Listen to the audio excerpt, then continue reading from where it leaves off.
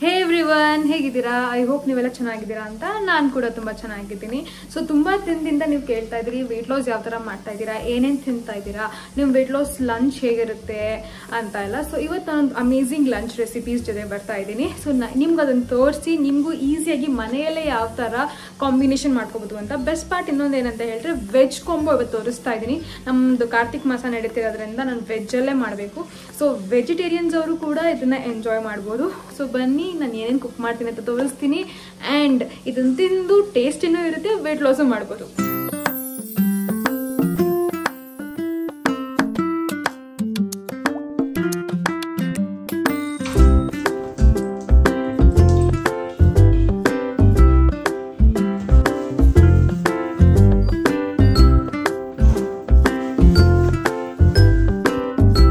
First fried ರೈಸ್ಗೆ ready ಮಾಡ್ಕೊಳ್ಳೋಣ. ಇವಾಗ ಇಲ್ಲಿ ನಾನು ಬೀನ್ಸ್ ತೊಗೊಂಡಿದ್ದೀನಿ. ಬೀನ್ಸ್ನ ಚೆನ್ನಾಗಿ ತೊಳ್ಕೊಂಡು ಹಿಂದೆ ಮುಂದೆ ಎಲ್ಲ ಫುಲ್ ಇದು ಕಿತ್ತಿ ನಾರೆಲ್ಲ ತೆಗ್ದು ನಾನು ಬೀನ್ಸ್ ತೊಗೊಂಡಿದ್ದೀನಿ. ನೆಕ್ಸ್ಟ್ ಇದನ್ನು ಸಣ್ಣಕ್ಕೆ ಫ್ರೈಡ್ ರೈಸ್ಗೆ ಹೆಚ್ಕೊಳ್ಳೋ ಥರ ಹೆಚ್ಕೋಬೇಕು. ಬೀನ್ಸ್ ಯೂಸ್ ಮಾಡೋದ್ರಿಂದ ತುಂಬಾ ಫೈಬರ್ ಆ್ಯಡ್ ಆಗುತ್ತೆ. ಆ್ಯಂಡ್ ನಾವು ಫ್ರೈಡ್ ರೈಸ್ಗೆ ಅಂತ ಫೋಕಸ್ ಮಾಡಿದಾಗ ನಾವು ಯೂಶ್ವಲಿ ಹೋಟೆಲೆಲ್ಲ ಹೇಗೆ ತಿಂತೀವಿ, ಸ್ವಲ್ಪನೇ ತರಕಾರಿ ಹಾಕ್ಬಿಟ್ಟು ಒಂದು 4 ತರಕಾರಿ ಕಾಣಿಸುತ್ತೆ ಆ ಕಡೆ ಈ ಕಡೆ ಅಷ್ಟೇ. ಇನ್ನೆಲ್ಲ ಬರೀ ಅನ್ನನೇ ಇರುತ್ತೆ. ಇಲ್ಲಿ ಅದೇ ಕಾಂಬಿನೇಷನ್ನ ನಾವು ಉಲ್ಟಾ ಮಾಡ್ತಾಯಿದ್ದೀವಿ. ಜಾಸ್ತಿ ತರಕಾರಿ ಕಮ್ಮಿ ಅನ್ನ, ಆ ಥರ ನಾವು ಪ್ಲ್ಯಾನ್ ಮಾಡಿ ಮಾಡ್ತಾಯಿದ್ದೀವಿ. ಸೊ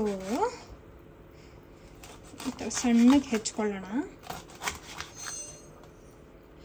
ಎಷ್ಟು ಸಣ್ಣ ಆಗುತ್ತೆ ಅಷ್ಟು ಸಣ್ಣಕ್ಕೆ ಹೆಚ್ಕೊಂಡ್ರೆ ಒಳ್ಳೆಯದು, ಟೇಸ್ಟ್ ಚೆನ್ನಾಗಿ ಬರುತ್ತೆ ಅಷ್ಟೇ. ದೊಡ್ಡದಾಗ್ಬಿಟ್ರೆ ಫ್ಲೇವರ್ ಬರೋಲ್ಲ. ಫ್ರೈಡ್ ರೈಸ್ಗೆ ಯಾವತ್ತು ಬೀನ್ಸ್ ಈ ಥರ ಸಣ್ಣಕ್ಕೆ ಹೆಚ್ಕೊಂಡ್ರೇ ಟೇಸ್ಟು ಜಾಸ್ತಿ ಫ್ರೈಡ್ ರೈಸ್ಗೆ. ಸೊ ದಪ್ಪಕ್ಕೆ ಹೆಚ್ಕೊಂಡ್ಬಿಟ್ರೆ ನಿಮ್ಗೆ ಅಂಥ ಫ್ಲೇವರ್ಗಳೆಲ್ಲ ಏನು ಸಿಕ್ಕಲ್ಲ. ಸೊ ಈ ಥರ ಸಣ್ಣಗೆ ಹೆಚ್ಕೊಳ್ಳೋಣ. ಆ್ಯಂಡ್ ನಾವು ಇವತ್ತು ಫ್ರೈಡ್ ರೈಸ್ನ ಯಾವ ಥರ ಹೆಲ್ದಿಯಾಗಿ ಮಾಡ್ತೀವಿ ಅಂತ ನಾನು ತೋರಿಸ್ತೀನಿ. ನಾನು ಎಕ್ಸ್ಟ್ರಾ ಏನೂ ಹಾಕಲ್ಲ, ಸಿಂಪಲ್ಲಾಗಿ. ಆ್ಯಂಡ್ ಏನು ಗೊತ್ತಾ, ನಾವು ಡಯಟ್ ಮಾಡಬೇಕಾದ್ರೆ ತುಂಬಾ ಕಾಂಪ್ಲಿಕೇಟೆಡಾಗಿ ಮಾಡೋಕ್ಕೆ ಹೋಗ್ಬಾರ್ದು. ಆವಾಗ ಜಾಸ್ತಿ ದಿನ ಮಾಡೋಕ್ಕೆ ಕಷ್ಟ ಆಗುತ್ತೆ. ಸೊ ಸಿಂಪಲ್ಲಾಗಿ ಎಷ್ಟು ಹಿಡ್ಕೊಳಕ್ಕಾಗತ್ತೆ ಅಷ್ಟು ಸಿಂಪಲ್ಲಾಗಿ ಹಿಡ್ಕೊಂಡ್ರೆ ಈಸಿ ಆಗುತ್ತೆ. ಆ್ಯಂಡ್ ಇದು ಡಯಟ್ ಅಂತ ಕೂಡ ಅನಿಸಲ್ಲ, ಬಿಕಾಸ್ ಇವಾಗ ನಮ್ಮ ಅತ್ತೆ ಮಾವೆಲ್ಲ ಮನೆಗೆ ಬಂದಿದ್ದಾರೆ. ಅವ್ರಿಗೂ ನಾನು ಇದನ್ನೇ ಕೊಡ್ತೀನಿ. ಅವ್ರಿಗೇನು ಅನಿಸುತ್ತೆ, ಓಕೆ ಏನೋ ಚೆನ್ನಾಗಿರೋ ಅಡುಗೆ ಮಾಡಿಕೊಟ್ಟಿದ್ದಾಳೆ ನಮಗೆ ಅಂತ ಅನಿಸುತ್ತೆ. ಬಟ್ ಆ್ಯಕ್ಚುಲಾಗಿ ನೋಡಿದ್ರೆ ನಾನು ಫ್ಯಾಮಿಲಿ ಹೆಲ್ತ್ ಮೇಲೆಲ್ಲ ಫೋಕಸ್ ಮಾಡ್ತಾಯಿದ್ದೀನಿ ಅಲ್ವಾ. ಇವಾಗ ಅವ್ರಿಗೆ ಡಯಟ್ ಮಾಡ್ತಾಯಿದ್ದೀವಿ, ಡಯಟ್ ಫುಡ್ ತಿನ್ನಿ ಅಂತ ಹೇಳಿದ್ರೆ ಅವ್ರ ಮೈಂಡ್ಸೆಟ್ ಇದೆಲ್ಲ ಆಗಲ್ಲ ಕಣಮ್ಮ, ನಮ್ಮದು ಮಾಮೂಲಿ ಊಟನೇ ಸರಿ ಅಂತ ಅಂತಾರೆ. ನಾನೇನು ಹೇಳಿದೆ, ಸೈಲೆಂಟಾಗಿ ಅವ್ರಿಗೆ ಟೇಸ್ಟಿಯಾಗಿರೋ ಅಡುಗೆ ಮಾಡಿಕೊಟ್ರೆ, ಆದರೆ ಅದು ರೈಟ್ ಕಾಂಬಿನೇಷನ್ಸಲ್ಲಿ ಇಟ್ಟಿದ್ರೆ ಅವ್ರಿಗೆ ಅದು ಗೊತ್ತೇ ಆಗಲ್ಲ. ಆವಾಗ ಅವ್ರು ಏನು ಮಾಡ್ತಾರೆ, ಹ್ಞೂ ಹೌದು ಚೆನ್ನಾಗಿದೆ ಅಂತಾರೆ. ಇದರಿಂದ ನಮ್ಮ ಹೆಲ್ತು ಇಂಪ್ರೂವ್ ಆಗುತ್ತೆ, ನಮ್ಮ ಫ್ಯಾಮಿಲಿಯವ್ರ ಹೆಲ್ತು ಇಂಪ್ರೂವ್ ಆಗುತ್ತೆ. ನಮ್ಮ ಅಡುಗೆ ಮನೇಲಿ ನಮಗೆ ಬೇಕಾಗಿರೋ ಎಲ್ಲ ಥರ ಅಡುಗೆಗಳಿರುತ್ತೆ, ಐಟಮ್ಗಳಿರುತ್ತೆ. ಅದನ್ನು ನಾವು ಯಾವ ಥರ ಬಳಸ್ಕೊತೀವಿ ಅದ್ರ ಮೇಲೆ ನಮ್ಮ ಬಾಡಿ ಕಾಂಪೋಸಿಷನ್ ಚೇಂಜ್ ಆಗ್ತಾ ಹೋಗುತ್ತೆ ಅಷ್ಟೇ. ಬೀನ್ಸು, ಕ್ಯಾರೆಟು, ಎಲೆಕೋಸು ಇವೆಲ್ಲ ಕಾಮನ್ನಾಗಿ ಮನೆಗೆ ತರೋಂಥ ಅಡುಗೆ ಸಾಮಾನುಗಳೇ ಅಲ್ವಾ. ಈ ತರಕಾರಿಗಳೆಲ್ಲ ಮನೇಲಿ ಯಾವಾಗಲೂ ಇಟ್ಟಿರ್ತೀವಿ. ಸೊ ಇದರಲ್ಲಿ ಯಾವುದೂ ದೊಡ್ಡ ವಿಷಯ ಅನ್ನೋದೇನೂ ಇಲ್ಲ.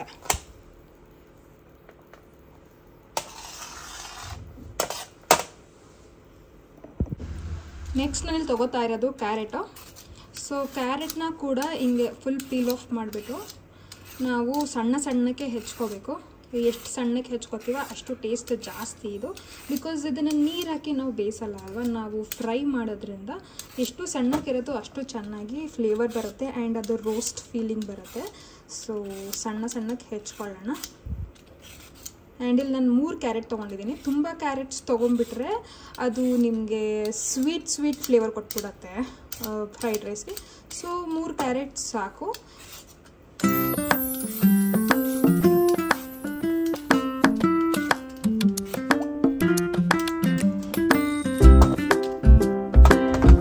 ಯಾವಾಗಲೂ ಒಂದು ಕವರ್ ಇಟ್ಕೊಂಡಿರ್ತೀನಿ ಪಕ್ಕದಲ್ಲಿ, ಈ ಕಸ ಎಲ್ಲ ಇಮ್ಮಿಡಿಯೇಟಾಗಿ ಹಾಕ್ಬಿಡೋಣ ಅಂತ. ಇದರಿಂದ ನಮಗೆ ಅಡುಗೆ ಮನೆಯಲ್ಲಿ ಗಲೀಜು ಕಮ್ಮಿ ಆಗುತ್ತೆ ಕೆಲಸ ಮಾಡಬೇಕಾದ್ರೆ.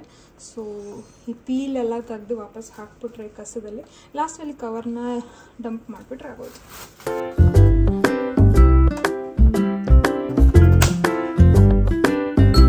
ಇದೆಷ್ಟು ನೀಟಾಗಿ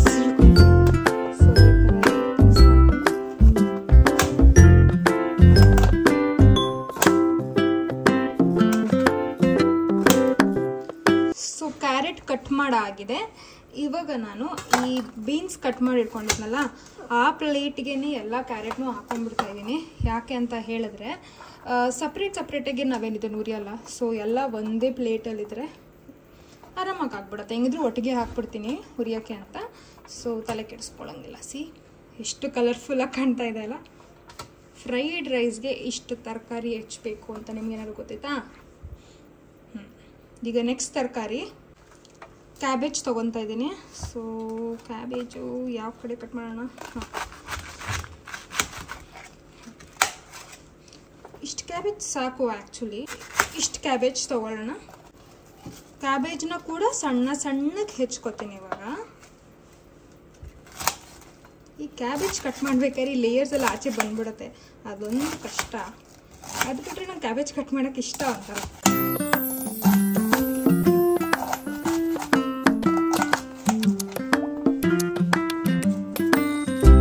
ಕ್ಯಾಬೇಜ್ ಹಾಕೋದ್ರಿಂದ ಸಖತ್ ಫ್ಲೇವರ್ ಬರುತ್ತೆ ಫ್ರೈಡ್ ರೈಸ್ಗೆ.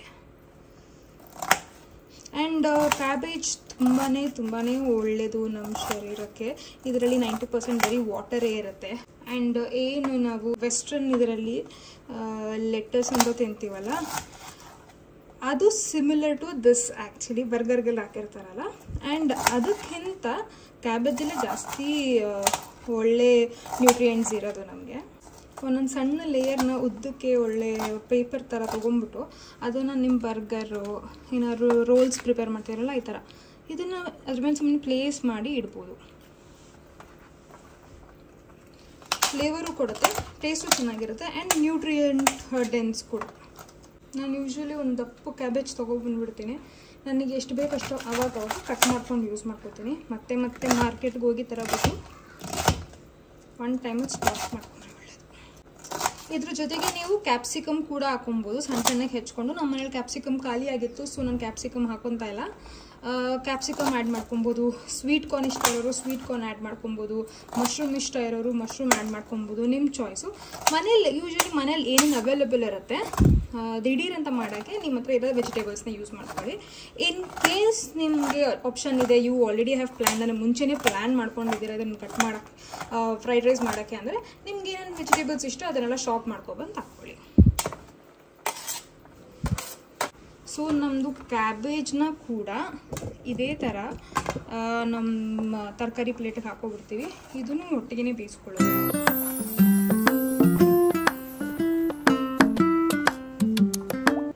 ನಾನಿಲ್ಲಿ ಮಾಡ್ತಿರೋದು ಫಾರ್ ಅ ಫ್ಯಾಮಿಲಿ ಆಫ್ 4ಗೆ ಅಂತ. ಸೊ ನೋಡಿ, ನಿಮ್ಮ ಫ್ರೈಡ್ ರೈಸ್ಗೆ ತರಕಾರಿ ಪ್ಲೇಟ್ ಈ ಥರ ಕಾಣಬೇಕು.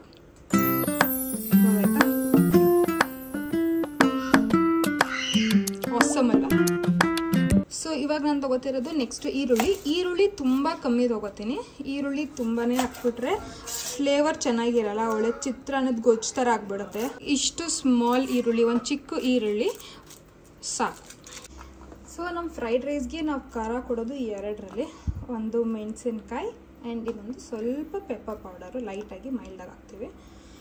ನಾವು ಇಬ್ರಿಗೆ ಮಾಡಬೇಕಾದ್ರೆ ನಾನು 3 ಮೆಣಸಿನ್ಕಾಯಿ ಯೂಸ್ ಮಾಡ್ತೀನಿ. ಆ್ಯಂಡ್ ಇವಾಗ 4 ಜನಕ್ಕೆ ಮಾಡ್ತಿರೋದ್ರಿಂದ ನಾನಿಲ್ಲಿ 5 ಮೆಣಸಿನ್ಕಾಯಿ ಯೂಸ್ ಮಾಡ್ತಾಯಿದ್ದೀನಿ. 6 ಹಾಕ್ಬಿಟ್ರೆ ಜಾಸ್ತಿ ಆಗಿಬಿಡುತ್ತೆ ಅಂತ ಅನ್ಕೊತಾ ಇದ್ದೀನಿ.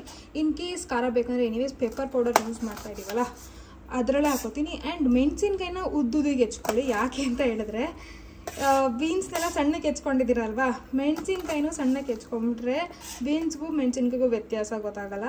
ಆಮೇಲೆ ಅದು ಬಾಯಿಗೆ ಸಿಕ್ಕೊಂಡ್ಬಿಟ್ರೆ ಕತೆನೇ ಬೇಡ. ಅದು ಸ್ಪೆಷಲಿ ಮೆಣಸಿನ್ಕಾಯಿ ಅಭ್ಯಾಸ ಇಲ್ಲದೆ ಇರೋರಿಗೆ. ನಮ್ಮಲ್ಲೆಲ್ಲರೂ ಕಮ್ಮಿ ಸ್ಪೈಸ್ ತಿನ್ನೋದ್ರಿಂದ ನಾವು ಕೇರ್ಫುಲ್ಲಾಗಿರೋಕ್ಕೆ ಇಷ್ಟಪಡ್ತೀವಿ. ಒಂದು ಕಡೆ ಫ್ರೈಡ್ ರೈಸ್ಗೆ ತರಕಾರಿ ಎಲ್ಲ ರೆಡಿ ಮಾಡಿಟ್ಕೊಂಡ್ರೆ, ಇನ್ನೊಂದು ಕಡೆ ನಾನು ಹೆಸರು ಕಾಳನ್ನ ಮೊಳಕೆ ಬರೆಸಿ ಕುಕ್ಕರಲ್ಲಿ ಕೂಗ್ಸಿಟ್ಕೊಂಡಿದ್ದೀನಿ.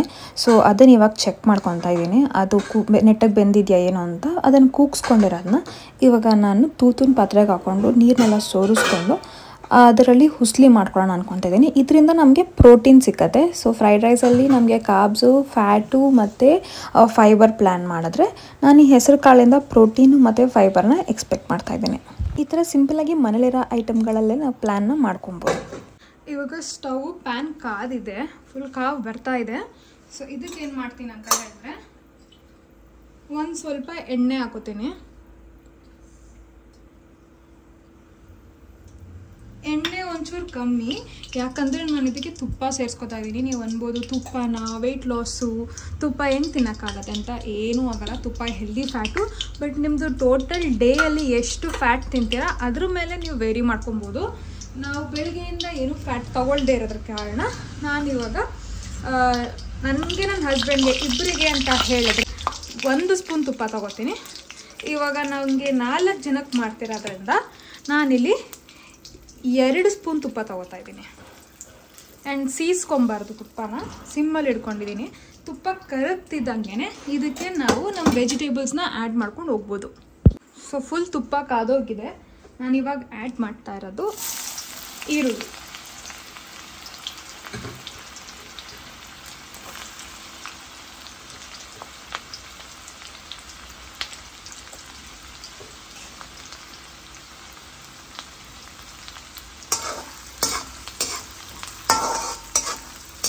ಈರುಳ್ಳಿ ಒಂಚೂರು ಬ್ರೌನ್ ಆಗಬೇಕು. ಬ್ರೌನ್ ಆದಮೇಲೆ ನೆಕ್ಸ್ಟ್ ವೆಜಿಟೇಬಲ್ಸ್ನ ಆ್ಯಡ್ ಮಾಡ್ಬೋದು. ಇವಾಗ ಈರುಳ್ಳಿ ಈ ಥರ ಹಿಂಗೆ ಬ್ರೌನ್ ಆಗಿದೆ. ಬ್ರೌನ್ ಅಂದರೆ ಜಸ್ಟ್ ಟ್ರಾನ್ಸ್ಲೂಸೆಂಟ್ಗಿಂತ ಒಂದು ಸ್ವಲ್ಪ ಜಾಸ್ತಿ ಅಷ್ಟೇ. ಅದಕ್ಕೆ ನಮ್ಮದು ಮೇನ್ ಇಂಗ್ರೀಡಿಯೆಂಟ್ ಮಿಕ್ಸ್ಡ್ ವೆಜಿಟೇಬಲ್ನ ಆ್ಯಡ್ ಮಾಡ್ಕೊಳ್ಳೋದು.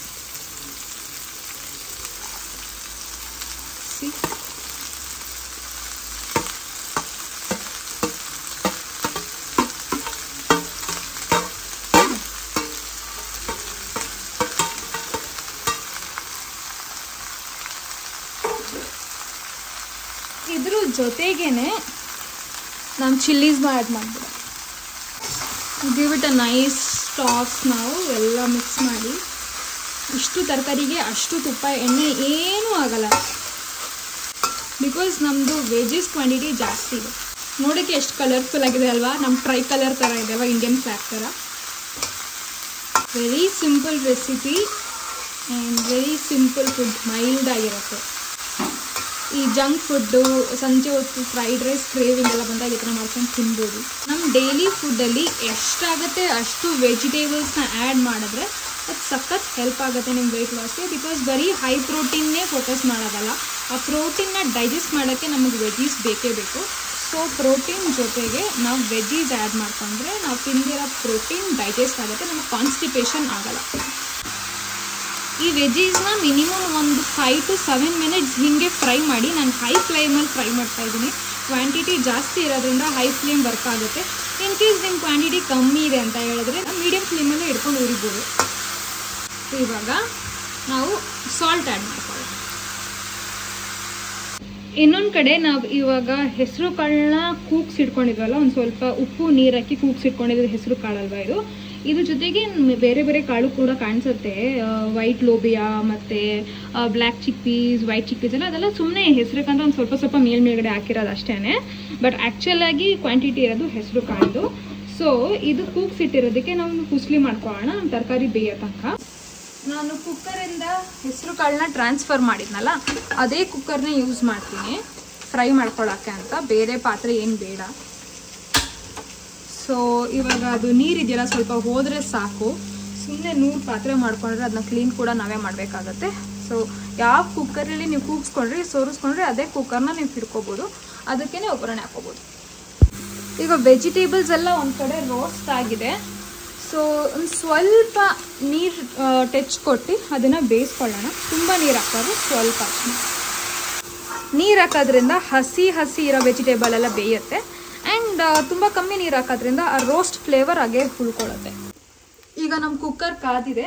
ಇದಕ್ಕೆ ನಾವು ಸ್ವಲ್ಪ ಆಯಿಲ್ ಆ್ಯಡ್ ಮಾಡ್ಕೊಳ್ಳೋಣ.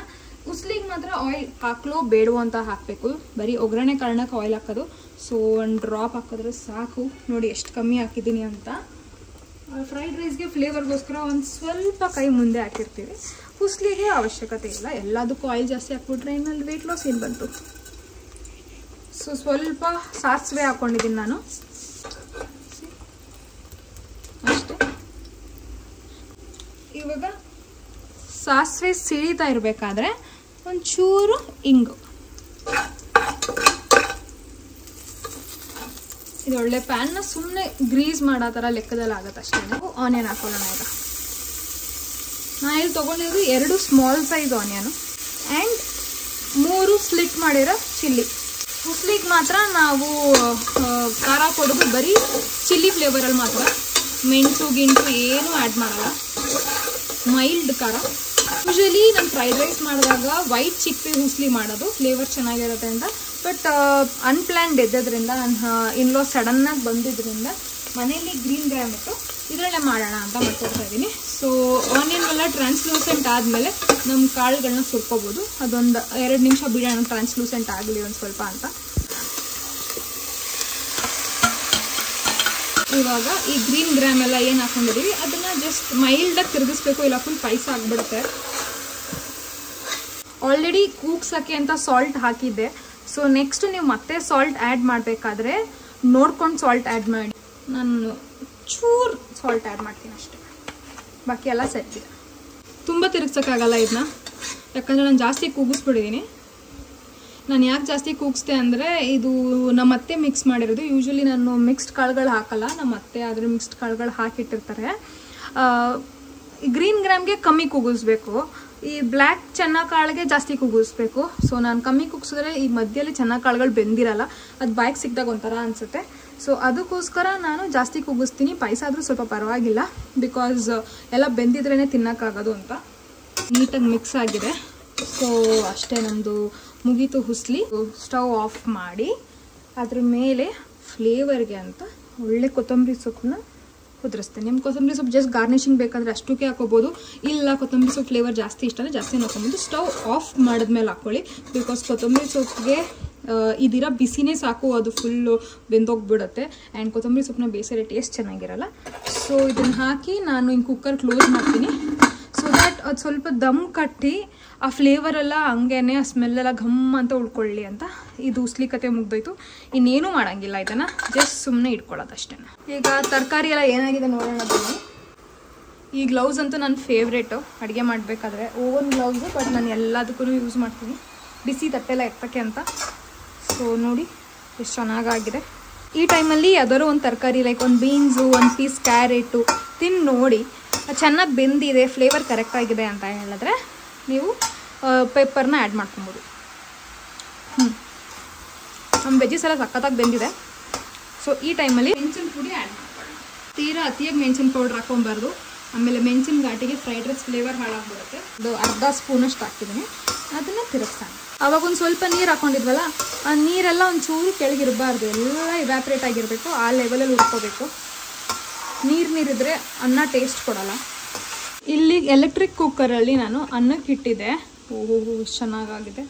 ಒಂದು ಸತಿ ಹಿಂಗೆ ಕೆತ್ತಕ್ಕೆ ನೋಡ್ತೀನಿ ಕೆಳಗಡೆ ಎಲ್ಲ ಏನಾದ್ರು ನೀರಿದೆಯಾ ಪಂಗಿದೆಯಾ ಏನು ಅಂತ. ನೋಡಿ ಚೆನ್ನಾಗಿ ಉದ್ರಾಗಾಗಿದೆ ಅನ್ನ. ಈ ಅನ್ನನ ನಮ್ಮದು ಏನು ಮಾಡ್ಕೊಂಡಿದ್ದೀವಿ ತರಕಾರಿ ಗ್ರೇವಿ ಫ್ರೈಡ್ ರೈಸ್ಗೆ ಅಂತ ಅದಕ್ಕೆ ಹಾಕ್ಬಿಡೋದು ಅಷ್ಟೇ. ಕಡಾಯಿ ಸ್ವಲ್ಪ ಚಿಕ್ಕದಿರೋದ್ರಿಂದ ನಾನೇನು ಮಾಡ್ತೀನಿ, ಒಂದು ಸ್ವಲ್ಪ ಪ್ಲೇಟಿಗೆ ಎಲ್ಲ ತರಕಾರಿನ ಎತ್ಕೊತೀನಿ. ಲೇಯರ್ ಬೈ ಲೇಯರ್ ಹಾಕಿದ್ರೆ ಕಲ್ಸೋಕ್ಕೆ ಈಸಿ ಆಗುತ್ತೆ ಅಷ್ಟೇ. ಸೊ ಇಷ್ಟು ವೆಜಿಟೇಬಲ್ಸ್ನ ಎತ್ಕೊಂಡ್ಬಿಡ್ತಾ ಇದ್ದೀನಿ. ಲಾಸ್ಟ್ ಅದು ಮೇಲ್ಗಡೆ ಪುನಃ ಹಾಕ್ತೀನಿ. ನಮ್ಮ ರೈಸ್ನ ಹಾಕ್ಕೊಳ್ಳೋಕೆ ಸ್ಟಾರ್ಟ್ ಮಾಡೋಣ. ಸಿಮ್ಮಲ್ಲಿ ಇಟ್ಕೊಳ್ಳೋಣ ತರಕಾರಿನ. ಇವಾಗ ಈ ಥರ ಹಿಂಗೆ ಉದ್ರಾಗಿ ಹಾಕೋಬೇಕು.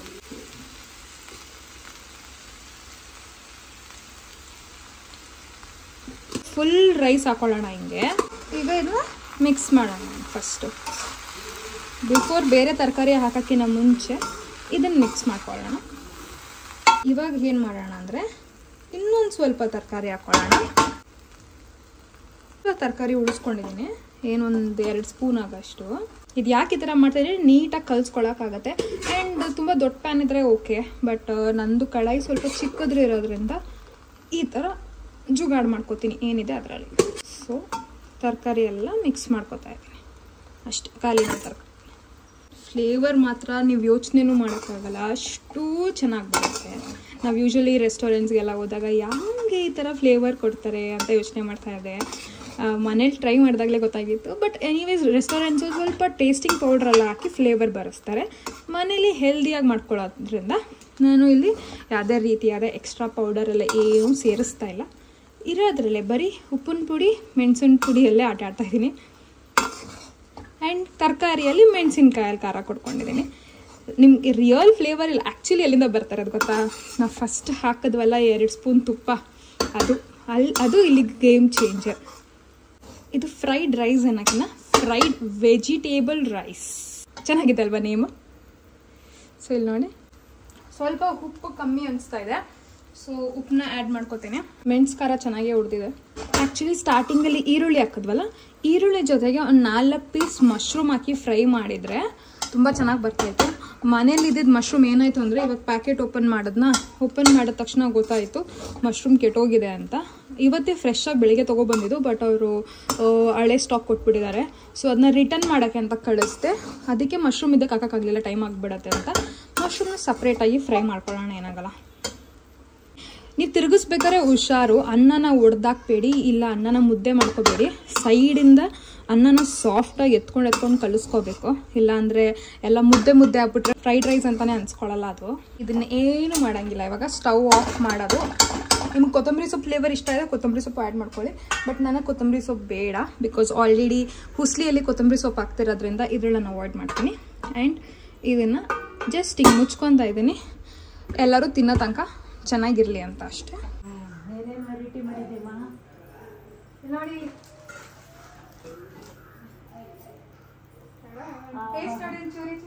ನೀರು ಬರ್ತಾವ ಇದೆ.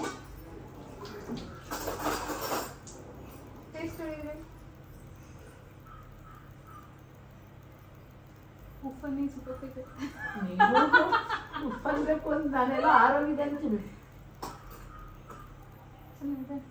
ಉಪ್ಪು ಜಾಸ್ತಿ ಇದೆ, ಅನ್ನ ಮಿಕ್ಸ್ ಮಾಡ್ಬಿಟ್ಟು ಉಪ್ಪು ಜಾಸ್ತಿ ಇದೆ. ಸರಿ ಬೇಡ. ಅಯ್ಯೋ ನಂಗೆ ಆಲೂಗಡ್ಡೆ ಮಾಡ್ಕೊಡಮ್ಮ. ಈಗ ಬೇಡ, ಊಟ ಮಾಡ್ಕೊಳ್ಳಿ. ಟೈಮ್ ಆಗೋಯ್ತು, ಹೊಡ್ಕೊಡ್ತೀವಲ್ಲ. ಒಂದು ಕೆಲಸ ಮಾಡಿ, ಪ್ಯಾಕ್ ಮಾಡಿ ಕೊಟ್ಬಿಡ್ತೀನಿ, ಕಸ ತಿನ್ಕೋ. ಇಲ್ಲ, ನಾವು ಊಟ ತಿನ್ಕೊಂಡೋಗ್ತೀವಿ ಅದಕ್ಕಲ್ಲ, ನಂಗೆ ಇಷ್ಟ, ಅದಕ್ಕೆ ನಾನು ಮಾಡಿಸ್ಕೊಳಕ್ಕೆ ಬಂದೆ ಇವತ್ತು. ಹೌದಾ? ಇದಕ್ಕೋಸ್ಕರನೇ ಬಂದೆ. ನಮ್ಮ ಮನೇಲಿ ಎಣ್ಣೆಲಿ ಮಾಡ್ಬಿಡ್ತೀವ, ಅದೇನಾಗುತ್ತೆ ಗಂಟ್ಲಲ್ಲೇ ಇದಾಗಲ್ಲ. ಏರ್ ಫ್ರೈಯರಲ್ಲಿ ಹಾಕ್ಬಿಡೋದಷ್ಟೇ. ಇದೆಯಲ್ಲ, ಇದು ಹಿಂಗೆ ಹಾಕೋದು, ಇದರಲ್ಲಿ ಹಾಕ್ಬಿಟ್ಟು ಈ ಥರ ಆಯಿಲ್ನ ಬರೀ ಜಸ್ಟ್ ಸ್ಪ್ರೆಡ್ ಮಾಡೋದಷ್ಟೇ, ಇದರಲ್ಲಿ ಏನು ಕರಿ ಅಂಥದ್ದೆಲ್ಲ ಏನೂ ಇರಲ್ಲ. ಸೊ ಹಿಂಗೆ ಸ್ಪ್ರೆಡ್ ಮಾಡಿ ಸ್ವಲ್ಪ ಸಾಲ್ಟ್ ಹಾಕಿ ಆಮೇಲೆ ಅದನ್ನು ಚೆನ್ನಾಗಿ ಕಲಿಸ್ಬಿಟ್ಟು ಏರ್ ಫ್ರೈಯರ್ ಒಳಗಡೆ ಹಾಕ್ಬಿಡೋದು ಅಷ್ಟೇ. ಏರ್ ಫ್ರೈಯರ್ ಪವರ್ ಆನ್ ಮಾಡಿ 200 ಡಿಗ್ರೀಸ್ ಆ್ಯಂಡ್ 18 ಮಿನಿಟ್ಸ್ ಇಟ್ಟರೆ ಸಾಕು. ಮಧ್ಯದಲ್ಲಿ ಒಂದೊಂದ್ಸತಿ ತೆಗೆದು ಚೆಕ್ ಮಾಡಿಕೊಂಡು ಒಂದು ಸ್ವಲ್ಪ ಕಲ್ಕಿದ್ರೆ ಇನ್ನೂ ನೀಟಾಗಿ ಬೇಯುತ್ತೆ. ಓಕೆ, ಫೈನಲಿ ನಮ್ಮ ಮಶ್ರೂಮ್ ಮತ್ತೆ ಬಂತು. ಬಟ್ ಇದು ನೋಡಿ ಏನು ಸಖತ್ತಾಗಿದೆ ಅಂತ, ವೈಟ್ ಆಗಿದೆ. ಹಿಂಗೆ ನೋಡಿದ ತಕ್ಷಣನೇ ಹಿಂಗೆ ತಗೊಳ್ಳಿ. ಏನಾದ್ರು ಬ್ರೌನ್ ಪ್ಯಾಚ್ ಮಾರ್ಕ್ಗಳು ಏನಾದ್ರು ಇದೆ, ಇದೆಲ್ಲ ಮಣ್ಣು, ಏನಾಗಲ್ಲ ಆಯಿತಾ. ಬಟ್ ಇನ್ ಕೇಸ್ ಮಶ್ರೂಮ್ ಮೇಲೆ ಬ್ರೌನ್ ಪ್ಯಾಚ್ ಮಾರ್ಕ್ ಏನಾದ್ರು ಇತ್ತು ಅಂದರೆ ಏನೇ ಕಾರಣಕ್ಕೂ ತೊಗೊಂಬೇಡಿ, ಸಖತ್ ಡೇಂಜರಸ್ ಅದು. ಸೊ ಮಶ್ರೂಮ್ ತೊಗೋಬೇಕಾದ್ರೆ ಮಾತ್ರ ಸಖತ್ತು ಕೇರ್ಫುಲ್ಲಾಗಿ ತೊಗೊಳ್ಳಿ ದಯವಿಟ್ಟು. ನೀಟಾಗಿರಬೇಕು ಮಶ್ರೂಮ್. ಸಿ ಎಷ್ಟು ಫ್ರೆಶ್ ಆಗಿದೆ, ಏನು ಚೆನ್ನಾಗಿದೆ. ನನಗೆ ಮತ್ತು ನನ್ನ ಹಸ್ಬೆಂಡ್ಗೆ ಮಾಡಿಕೊಂಡ್ರೆ ನಾನು 1 ಪ್ಯಾಕೆಟ್ ಯೂಸ್ ಮಾಡ್ತೀನಿ. ನಮ್ಮ ಅತ್ತೆ ಮಾವ ಇರೋದ್ರಿಂದ ನಾನು 2 ಪ್ಯಾಕೆಟ್ ಯೂಸ್ ಮಾಡ್ತಾಯಿದ್ದೀನಿ. ಪ್ಲಸ್ ಏನಂತ ಹೇಳಿದ್ರೆ, ಮಶ್ರೂಮ್ನ ಬೇಯಿಸಿದಾಗ ಅದು ಫುಲ್ಲು ಸ್ವಲ್ಪನೇ ಆಗಿಬಿಡುತ್ತೆ, ಕಮ್ಮಿ ಆಗಿಬಿಡುತ್ತೆ. ಅದು ತುಂಬಾ ವಾಟರ್ ಇರುತ್ತೆ ಮಶ್ರೂಮಲ್ಲಿ. ಸೊ ನೋಡೋಕೆ ಇಷ್ಟು ಅಂತ ಕಾಣಿಸುತ್ತೆ, ಆದರೆ ಮಾಡಿದ್ಮೇಲೆ ಎಲ್ಲೋಯ್ತು ಮಶ್ರೂಮ್ ಎಲ್ಲ ಅಂತ ಹುಡುಕ್ಬೇಕು, ಆ ಥರ ಆಗಿರುತ್ತೆ. ಸೊ ಅಡುಗೆ ಮನೆ ಫುಲ್ ಗಲೀಜಾಗಿದೆ, ಏನು ತಿಳ್ಕೊಬೇಡಿ. ಕ್ಲೀನ್ ಮಾಡ್ಕೊಳ್ಳೋಣ ಮಶ್ರೂಮ್ನ. ಬೆಳಗ್ಗೆಯಿಂದ ಕೆಲಸ ಜಾಸ್ತಿ ಆಗಿದೆ. ಸೊ ಎಲ್ಲ ಪಾತ್ರೆಗಳು ತುಂಬ್ಕೊತಾ ಇದೆ ಸಿಂಕ್ ಒಳಗಡೆ. ಆಮೇಲೆಲ್ಲ ಕ್ಲೀನ್ ಮಾಡ್ಕೊಂಡ್ರೆ ಆಯಿತು, ಈಗೆಲ್ಲ ಕೆಲಸ ಮುಗಿಸ್ಕೊಂಬೋಣ. ಮಣ್ಣು ಒಂಚೂರು ಇಲ್ದಿರಂಗೆ ಈ ಥರ ತೊಳ್ಕೊಳ್ಳಿ. ನಾನೇನು ಪ್ರಿಫರ್ ಮಾಡ್ತೀನಿ ಅಂದರೆ, ಒಂದೊಂದು ಮಶ್ರೂಮ್ನ ಕೈಯಲ್ಲಿ ಎತ್ತಿ ತೊಳೆಯೋಕ್ಕೆ ಪ್ರಿಫರ್ ಮಾಡ್ತೀನಿ.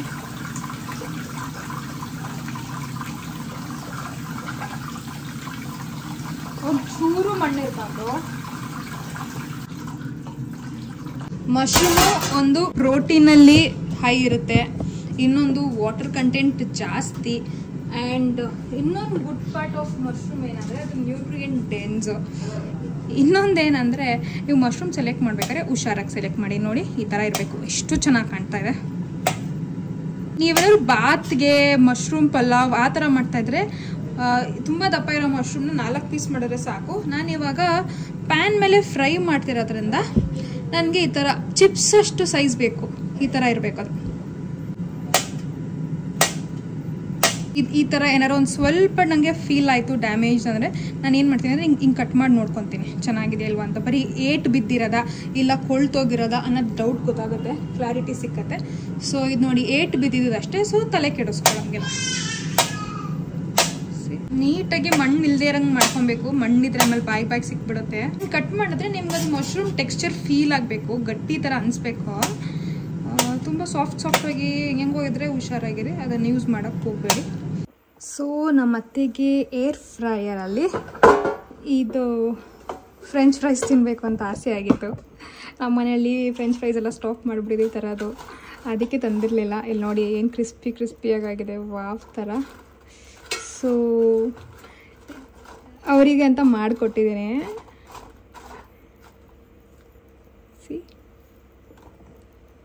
ಇದಕ್ಕೆ ಸ್ವಲ್ಪ ಈಗ ಆಲ್ರೆಡಿ ಸಾಲ್ಟ್ ಆ್ಯಡ್ ಮಾಡಿರೋದ್ರಿಂದ ನಾನು ಸ್ವಲ್ಪ ಪೆರಿ ಆ್ಯಡ್ ಮಾಡ್ಕೊಡ್ತೀನಿ. ಲೈಟಾಗಿ ಪೆರಿ ಆ್ಯಡ್ ಮಾಡೋಣ.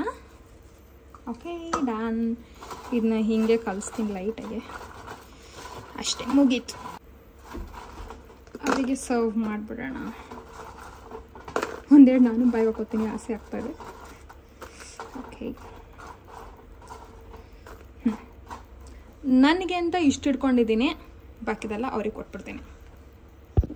ಸ್ವಲ್ಪ ಸಾಸ್ ಆ್ಯಡ್ ಮಾಡಿದೆ. ವಾವ್. ಸೊ ಈ ಪ್ಯಾನ್ ತೊಗೊಳ್ಳೋಣ. ಮಶ್ರೂಮ್ಗೆ ಒಂದು ಡ್ರಾಪ್ ಎಣ್ಣೆ ಹಾಕೊಳ್ಳೋಣ, ತುಂಬ ಹಾಕೋಬಾರ್ದು. ನಾನು ಫುಲ್ ಪ್ಯಾನ್ನ ಗ್ರೀಸ್ ಮಾಡ್ತಾ ಇದ್ದೀನಿ ಅಷ್ಟೇ. ಇವಾಗ ತವಾ ಕಾದಿದೆ, ಇದನ್ನು ಮಶ್ರೂಮ್ ಎಲ್ಲ ಹಾಕೊಳ್ಳೋಣ.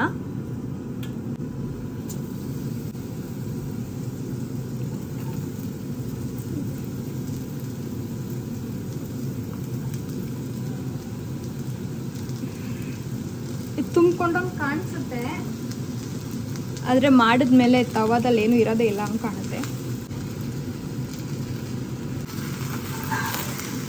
ಸ್ಲೋ ಆಗಿ ಗಿವ್ ಇಟ್ ಅ ಟಾಸ್.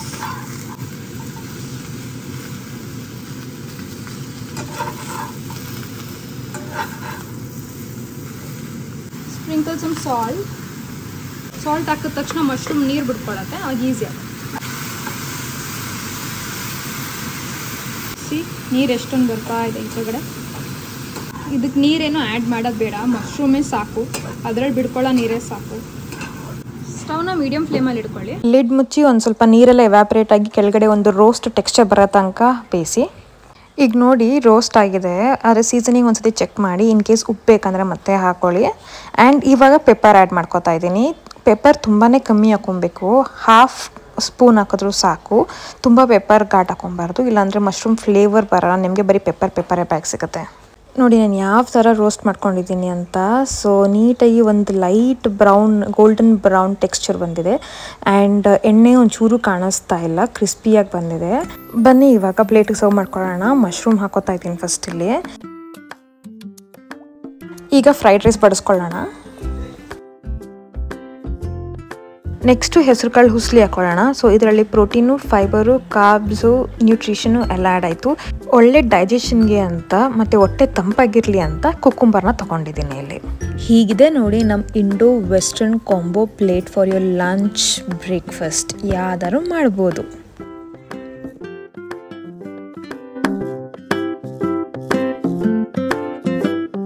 ನೋಡಿದ್ರಿ ಅಲ್ವಾ ನಾನು ಯಾವ ಥರ ಕಾಂಬಿನೇಷನ್ ಮಾಡಿದೆ ಅಂತ. ರೈಸ್ ತಿನ್ನಬೇಕು ಅನ್ನೋರಿಗೆ ರೈಸ್ ತಿನ್ಬೋದು, ವೆಜಿಟೇಬಲ್ಸ್ ಆ್ಯಡ್ ಮಾಡೋನವ್ರಿಗೆ ವೆಜಿಟೇಬಲ್ಸ್ ಆ್ಯಡ್ ಮಾಡಿ ಫ್ರೈಡ್ ರೈಸು, ರೆಸ್ಟೋರೆಂಟ್ ಫ್ಲೇವರ್ಗೋಸ್ಕರ ಮಶ್ರೂಮು, ಜೊತೆಗೆ ನಮ್ಮ ಇಂಡಿಯನ್ ಅಥೆಂಟಿಕ್ ಸ್ಟೈಲ್ ಪ್ರೋಟೀನ್ ಮತ್ತು ಫೈಬರ್ ಆಗಿ ಹೆಸರು ಕಾಳು ಹುಸ್ಲಿ.